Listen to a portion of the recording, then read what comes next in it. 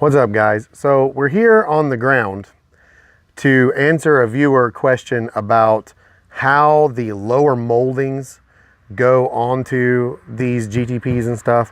So let me show you over here. On this car, it's already off, but that gives me a good chance to show you what's going on. There's surprisingly little that actually holds these lower covers on. All you have is this metal bracket, which is held to the door with these clips, and then there's a little ledge right here. The piece that goes on here has another little ledge in the bottom that fits in that.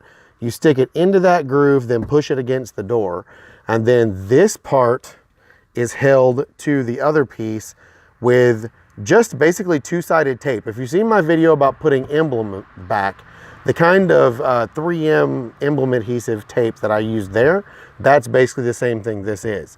So if you have to replace one, that's all you really have to do.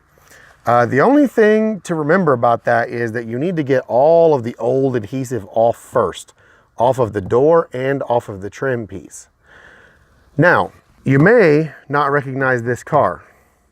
If you haven't seen it before, I haven't officially announced this yet, but this is going to be another big project that we're going to be doing.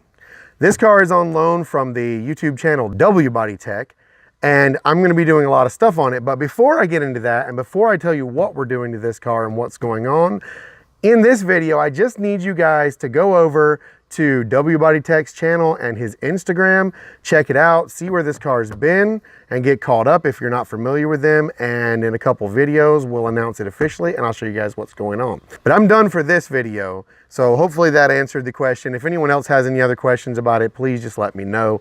Otherwise, like and subscribe. You guys know the drill, and I will see you in the next video. Thank you so much for watching, and peace.